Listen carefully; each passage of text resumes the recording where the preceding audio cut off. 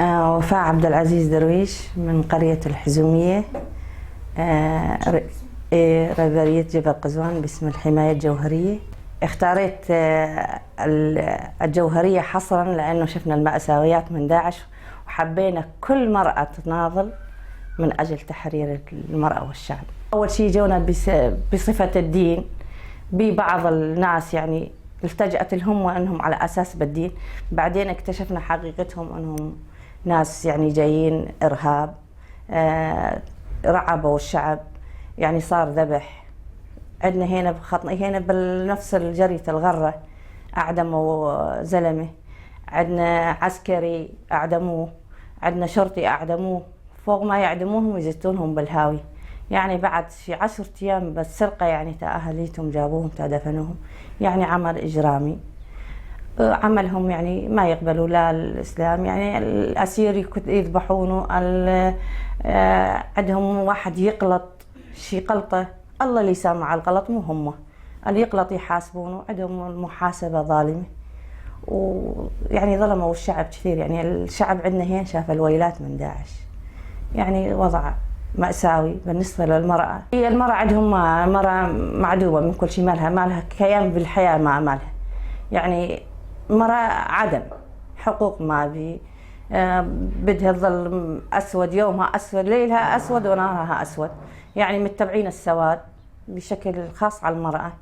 يعني هم حاصروا المرأة لأن يعرفون إذا المرأة محررة يعني ما تقبل هالشيء هذا، بس حاولوا الضغط على المرأة أكثر شيء إني بالسواد، ما في حياة ليلها أسود ونهارها أسود. المرأة ما يصير تطلع برا تحوشها، ما يصير تطلع. إحنا عندنا هنا برية، بدنا نطلع على الحطب، نطلع على السلاق، عندنا اجتماعيات المرأة عندنا مع الرجل، هنا كل شيء عندهم ممنوع. إذا يشوفون مرأة قاعدة مع رجل يعني يحاسبونها ويحاسبون الرجل.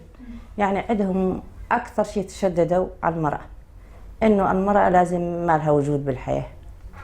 عندهم مثلا عنصر عندهم يموت قصدا ياخذون مرته اللي هم نفسهم، يعني يحللونها على حالهم هم، ما يعطونها حرية الرأي، يعني إنه هي تاخذ من أو تتزوج أو ما تتزوج، لا حصرا تتزوجين وتاخذين من الحسبة. إنه حرموا علينا الحسكة، قامت عندنا المرأة اللي تنجب أولاد أو حالة ولادة أو حالة إسعافية منعوا علينا الحسكة، قالوا الحسكة كفرة، بدكم تروحون على الرقة، على الرقة وعلى الدير اللي قاعدين يعني الحسكة احنا أغرب نقطة، يعني إن مرة وهي تنجب يعني ماتت، يعني لأنه ما تقدر تروح على الرقة، ما يخلونها تروح على الحسكة، رجعوها. يعني عملهم إجرامي. أنا كمرأة فتشوني مشان الدخان، جيت من الحسكة وخفت إنهم يجلدون أبوي وكان معاي دخان، قمت هاجرت على تركيا بسبيل إنه ما أتعايش مع الدواعش.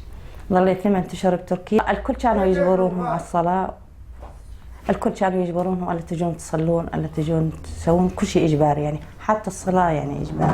من خوفهم يروحون على الصلاة يعني ينجبرون إجباري. إذا يشوفون طفل بالشارع إنه ليش أنت ما رحت على الصلاة، يمكن أبوه يتحاسب أو أخوه يتحاسب، إجباري بدي يروح. عقابهم يجلدون قدام المصلين، يجلدونهم جلدات، هذا 100 جلدة، هذا 150 جلدة، حسب يعني الجلدات اللي هم يحطونها. يجلدون الذين النسوان الكبار ما تقبلوهم، قالوا لهم احنا ما نقدر نتغشى، احنا معنا مرض، احنا معنا ضيق نفس، احنا ما نقدر نتغشى. حتى شي مرة قلت لهم هذا بشتاء، انت احنا رجعت تقشونا وميتين من العجل، بالصيف شلون؟ بس ان شاء الله ما تظلون للصيف. يعني حتى المرأة يعني قالت ان شاء الله ما تظلون، يعني دورت يعني انه يروحون من هنا ما يظلون، لانه قانونهم ما تقدر تطبق المرأة. أنا كشخص لما سمعت بتركيا أنه تحرر جبل قزوان، أنا جيت ثاني نهار جيت على سوريا، لأنه أنا ما أقدر أعيش إلا بسوريا، أنا أعيش بوطني، أعيش بالجبل، أعيش حريتي كمرأة. يعني أول مرة سويت مقابلة أنا يوم جيت من تركيا مع هافال بريتان وهو سولين هنا على حاجز الغرة.